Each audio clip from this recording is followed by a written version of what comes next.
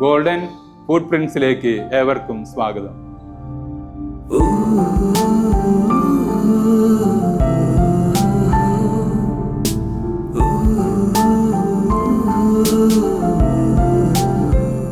ബഹുമാനപ്പെട്ട ജേക്കബ് തച്ചറാട്ടിലച്ചൻ തൃശ്ശൂർ അതിരൂപതയിൽ വിവിധ ഇടവകകളിൽ ജനങ്ങളുടെ ഹൃദയമറിഞ്ഞ് കർത്താവിൻ്റെ സന്നിധിയിൽ അവർക്ക് വേണ്ടി പ്രാർത്ഥിച്ച് ജീവിതം വ്യയം ചെയ്ത വ്യക്തിയാണ്.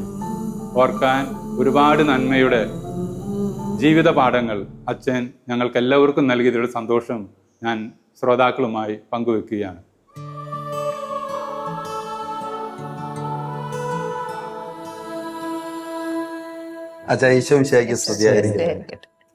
അച്ഛന് പൗരോഹിത്യത്തിലേക്ക് വന്നത് സഹിക്കുന്ന ക്രിസ്തുവിന്റെ ആ സ്നേഹത്തിലെ ആവേശം പൂണ്ടിട്ടാന്ന് പറഞ്ഞു അല്ലെ? ഇപ്പോഴും ആ ഒരു സ്നേഹം, സഹനം, ത്യാഗം ഇതെല്ലാം ആവേശമായിട്ട് അച്ഛൻ്റെ ഉള്ളിലുണ്ടോ?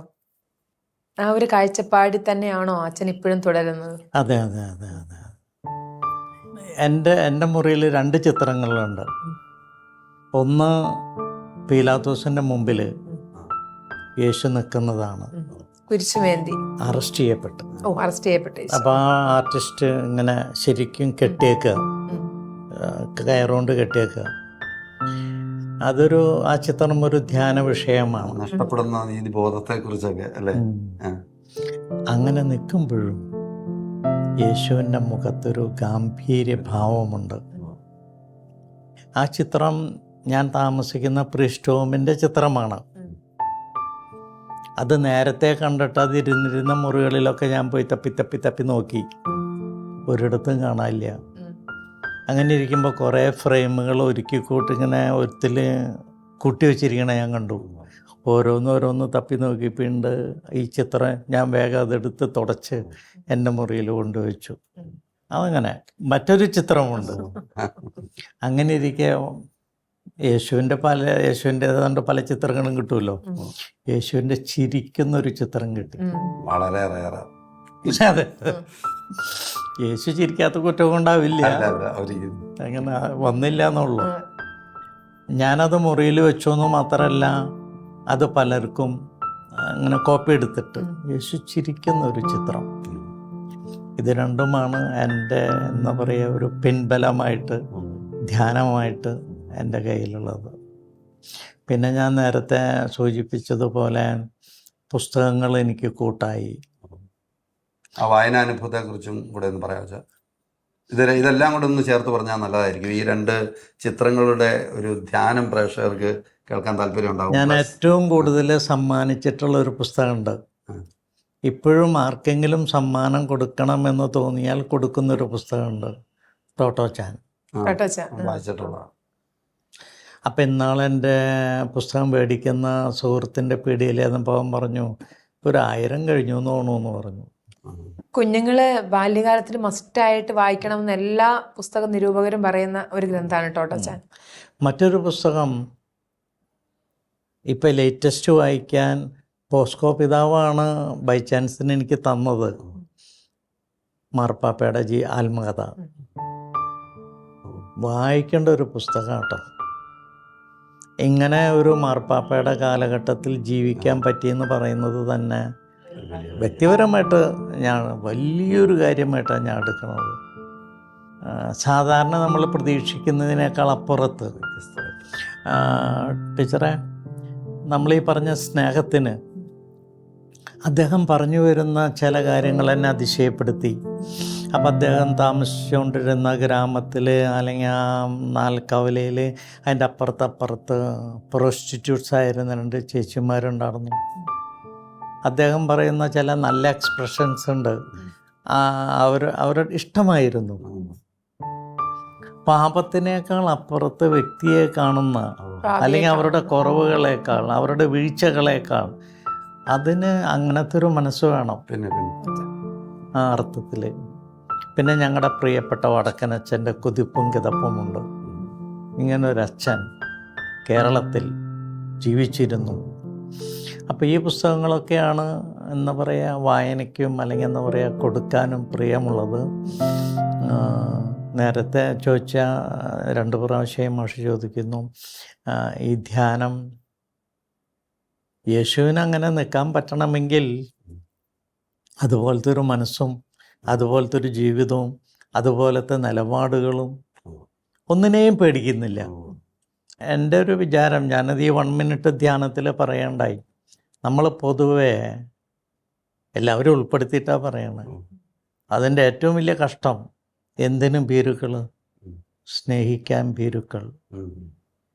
സ്നേഹം കൊണ്ടു ചെല്ലുന്ന ചില തലങ്ങളുണ്ട്.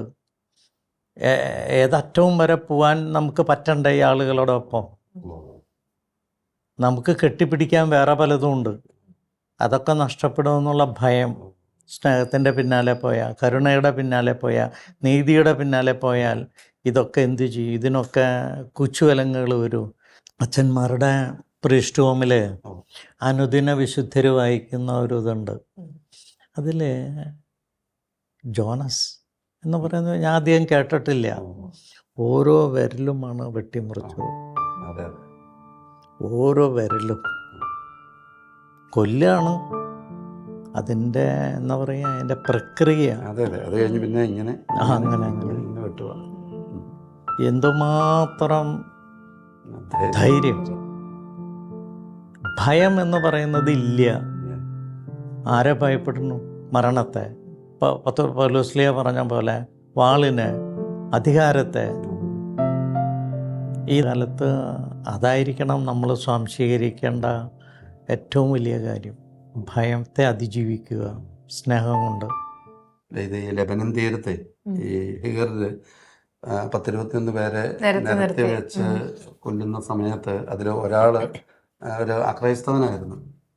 അപ്പം യേശു ദൈവമല്ല എന്ന് പറഞ്ഞു കഴിഞ്ഞാൽ അവർ വെറുതെ വിടും. പക്ഷെ അവരാരും തയ്യാറായില്ല.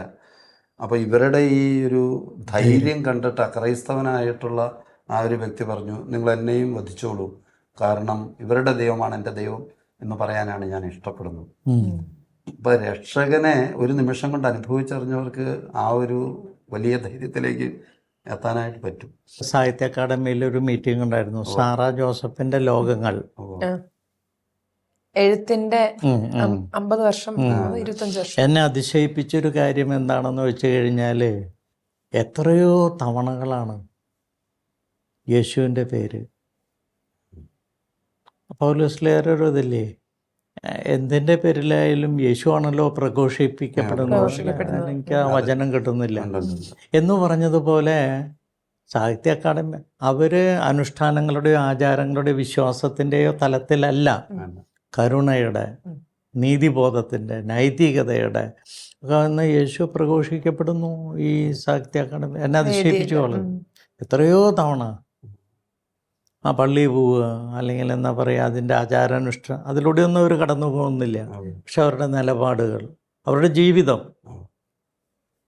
അച്ഛനെ ഇത്രയും കാര്യങ്ങൾ ഇങ്ങനെ സംസാരിച്ചുകൊണ്ടിരിക്കുമ്പോൾ തന്നെ ഈ വർത്തമാന കാലത്തിൽ ഈ യേശുവിൻ്റെ നാമം പ്രഘോഷിക്കപ്പെടുന്നതിനുള്ള ഒരു അഭിമാനവും ഒരു സ്നേഹവും പങ്കുവെക്കുമ്പോൾ തന്നെ ഇന്ന് പുറത്തു വരുന്ന സിനിമകൾ കുട്ടികളെ കൂടുതൽ ആകർഷിക്കുന്നതാണല്ലോ. അവിടെ യേശുവിൻ്റെ നാമം അവഹേളിക്കപ്പെടുന്ന വലിയൊരു യാഥാർത്ഥ്യം കൂടെ നമ്മുടെ മുന്നിൽ നിൽപ്പുണ്ട്, അല്ലേ? ഉണ്ട് ഉണ്ട്. അല്ലെ ഞാൻ പറഞ്ഞ അങ്ങനെയുള്ള കാര്യങ്ങളും നമ്മുടെ ഒരു വിശ്വാസത്തിൻ്റെ തലത്തിൽ നിന്ന് നോക്കിക്കഴിയുമ്പോൾ നമുക്ക് ഈ യുവതലമുറയോട് അല്ലെങ്കിൽ നമ്മുടെ ഒരു പുതിയ തലമുറയോടൊക്കെ അച്ഛന് പറയാനുള്ള ഒരു കാര്യവും കൂടെ കേട്ടാൽ കൊള്ളാറുണ്ട്. ഈ അടുത്ത അവസരത്തിൽ ആർട്ടിഫിഷ്യൽ ഇൻ്റലിജൻസിനെ കുറിച്ചുള്ള ലേഖനങ്ങൾ വായിക്കുകയുണ്ടായി. അപ്പം നമ്മൾ കേട്ടതിനേക്കാളും അറിഞ്ഞതിനേക്കാളും സിനിമ പോലുള്ള മൊബൈൽ പോലുള്ള സംവിധാനത്തിനേക്കാളും വളരെ വ്യത്യസ്തമായിട്ടുള്ള ദൂരവ്യാപകമായിട്ടുള്ള ദോഷങ്ങളോ ഗുണങ്ങളോ ചെയ്യുന്ന ഇമ്പാക്റ്റ് ഉണ്ടാക്കാവുന്ന തരത്തിലേക്കാണ് കാര്യങ്ങൾ പോണത്. അതെ. അപ്പോൾ ജെന്യുവനായിട്ടുള്ള യേശുവുമായിട്ട് ചുറ്റിപ്പറ്റി ഉള്ള ജെന്യുവനായിട്ടുള്ള കാര്യങ്ങളെ ഈ തീയിലും തീപിടുത്തത്തിലും നിലനിൽക്കുള്ളൂ. മറ്റുള്ള കാര്യങ്ങളൊക്കെ നിഷ്പ്രഭമായിട്ട് പോകും. അതിനെയൊന്നും ഭയക്കേണ്ട കാര്യമില്ല എന്നാണ് ചിന്തിക്കുന്നത്. സഭ അല്ലെങ്കിൽ സഭാജീവിതം അല്ലെങ്കിൽ സഭാനുഷ്ഠാനങ്ങളെക്കാൾ അപ്പുറത്തും യേശുവിനെ പ്രണയിക്കുന്ന ഒരുപാട് ആളുകളുണ്ട്. തീർച്ചയായിട്ടും ഉണ്ട്. വചനത്തിൽ തന്നെ നമ്മൾ പറഞ്ഞിരുന്നത് സത്യത്തിലും ആത്മാവിലുമാണ് യഥാർത്ഥ ആരാധന എന്ന് പറഞ്ഞിട്ടുണ്ട്. ബൈബിളിൽ അതെല്ലാം പറഞ്ഞിട്ടുണ്ട്. അതുകൊണ്ടാണ് നമ്മളതൊരു സുവിശേഷം സദ്വാർത്തയായിട്ട് തന്നെ ഇന്നും അല്ലേ ആയിരങ്ങളുടെ മനസ്സ്. അപ്പോൾ മാഷ് പറഞ്ഞതാണ്, യേശുവിൻ്റെ നാമവും യേശുവിൻ്റെ പ്രഘോഷണവും ഇന്നും സുവിശേഷം തന്നെയാണ്. സുവിശേഷം തന്നെയാണ്, നല്ല വാർത്തയാണ്, സുവിശേഷം തന്നെയാണ്. അച്ഛൻ്റെ ഒരു പ്രാർത്ഥനാ ജീവിതത്തെ കുറിച്ചൊന്ന് പറയാമോ? ഒരു കാര്യം ഇപ്പം ചെയ്തുകൊണ്ടിരിക്കുന്നത്, സേവനം ചെയ്ത ഇടവകൾ ഉൾപ്പെടെ, എൻ്റെ സ്വന്തം ഇടവക ഉൾപ്പെടെ, ഞാൻ ജനിച്ചു വളർന്ന ഇടവക ഉൾപ്പെടെ എല്ലാം എഴുതി വച്ചേക്കുക. എന്താ എഴുതി വെച്ചേക്കെന്ന് വെച്ചാൽ, ഇപ്പോൾ നേരത്തെ നമ്മൾ കുർബാനയ്ക്കുള്ള ഒരുക്കം എന്നൊക്കെ പറഞ്ഞ് വർത്താനം പറഞ്ഞില്ലേ. ഇപ്പോൾ കുർബാനയ്ക്ക് മുമ്പ് അമ്മ തൊട്ട് അമ്മയുടെ പൂർവികർ, അമ്മയുടെ കുടുംബാംഗങ്ങൾ, അപ്പൻ്റെ, നമ്മുടെ ജീവിതത്തിൽ ഒപ്പം നിന്ന, എന്താ പറയുക, ഒപ്പം നിന്ന വ്യക്തികൾ, നമ്മളെ സഹായിച്ചവർ, വഴി നടത്തിയവർ, കരുതിയവർ, അവരുടെയൊക്കെ പേരുകൾ ഇങ്ങനെ എഴുതി വെച്ച്, എല്ലാം എഴുതി വെച്ചേക്കാം. അപ്പോൾ ഒരു സീരിയൽ നമ്പറിൽ തന്നെ ഒറ്റയ്ക്കല്ല, ലിസ്റ്റ് ഇങ്ങനെ നീണ്ടു പോകും.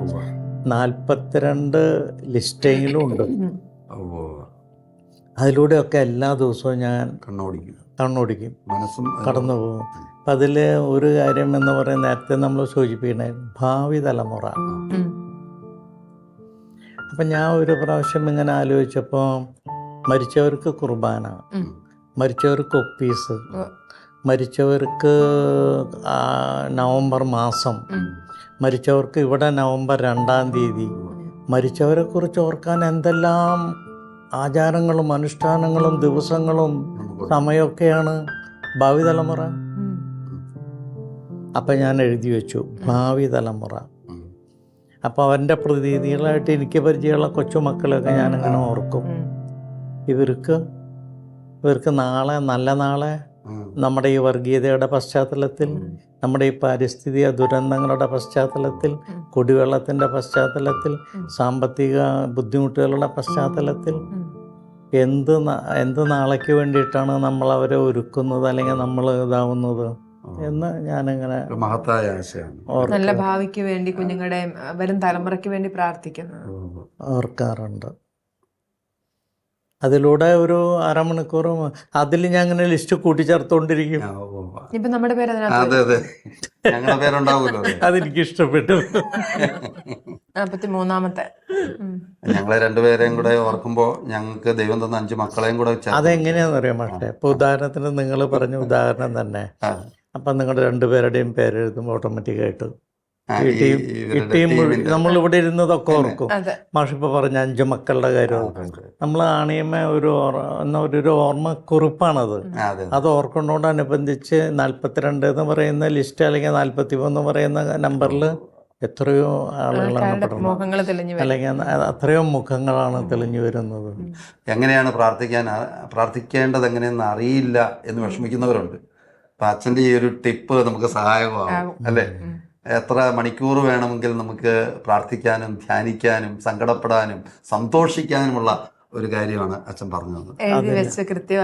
ഓരോരുത്തരെ ഓർമ്മിക്കുമല്ലേ, അവരുടെ ജീവിത പശ്ചാത്തലം എല്ലാം നമ്മുടെ മുന്നിലേക്ക് വരുമല്ലേ, അവർ സഹായിച്ച കാര്യം. ചിലപ്പോൾ വേദനിപ്പിച്ചവരെയും കൂടെ നമ്മൾ ഇതിൽ ഉൾപ്പെടുത്തും അല്ലേ അച്ഛാ? പിന്നെ അത് വേണോ? തീർച്ചയായിട്ടും ഉണ്ടല്ലോ, തീർച്ചയായിട്ടും ഉണ്ട്. പ്രാർത്ഥിക്കണോ? അതില് ഇപ്പൊ ഒരു ഉദാഹരണം, ഈ ആശുപത്രി ഉണ്ട്. ഇവിടുത്തെ ഡോക്ടർമാര്, ഇവിടുത്തെ നഴ്സുമാര്, ഇവിടുത്തെ അച്ഛന്മാര്, സിസ്റ്റേഴ്സ്, രോഗികള്, ആ ലിസ്റ്റ് പഠിക്കുന്ന കുഞ്ഞുങ്ങള് എല്ലാവരും ഉണ്ട്.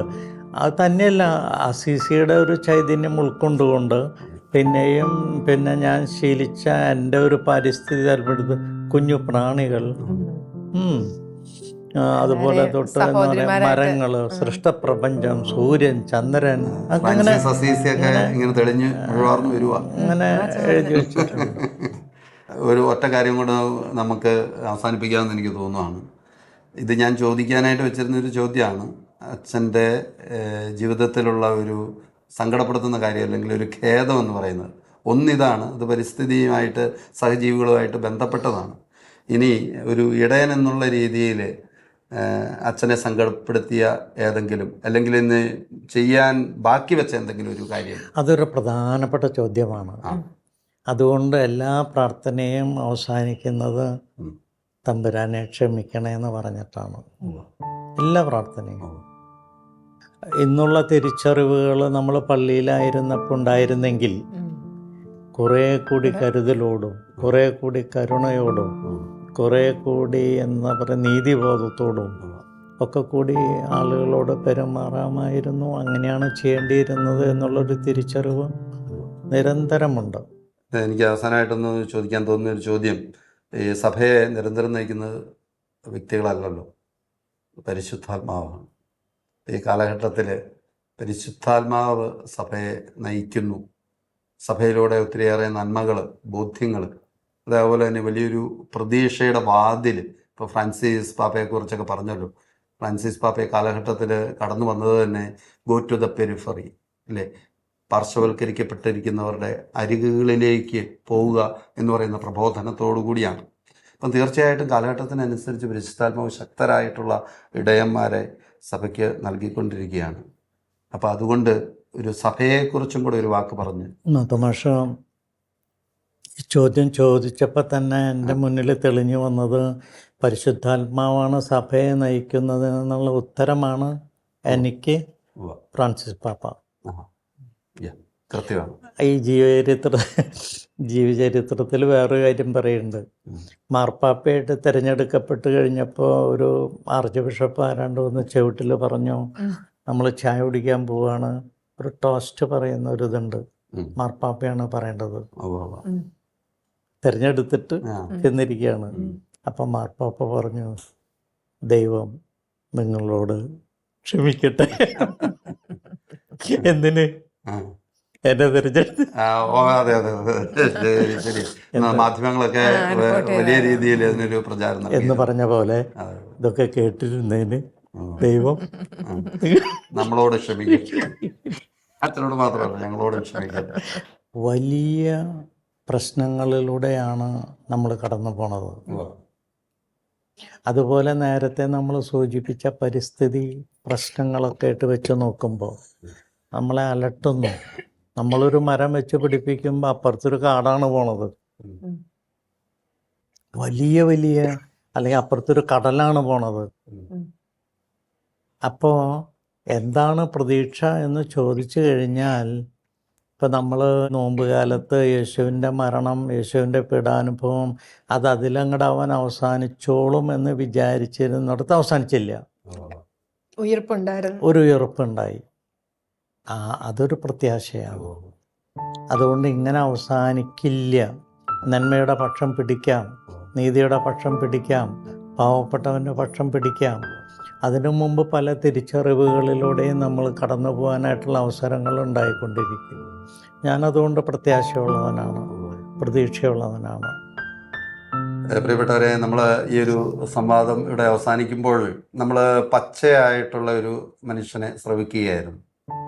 കാരണം നമ്മൾ സാധാരണ രീതിയിൽ ഒരു പുരോഹിതനിൽ നിന്ന് നമ്മൾ കേൾക്കുന്ന ചില ആശയങ്ങളോ അല്ലെങ്കിൽ ചില വാക്കുകളോ ദർശനങ്ങളോ അതിൽ നിന്ന് കുറച്ചും കൂടി ഒന്ന് വ്യത്യസ്തമായിട്ടുള്ള രീതിയിൽ നടക്കുകയും നടക്കാനായിട്ടൊരു സമൂഹത്തെ പ്രേരിപ്പിക്കുകയും ചെയ്യുന്ന ഒരു ശ്രേഷ്ഠ പുരോഹിതനെയാണ് അല്ലേ നമുക്ക് അറിയാൻ കഴിഞ്ഞത്.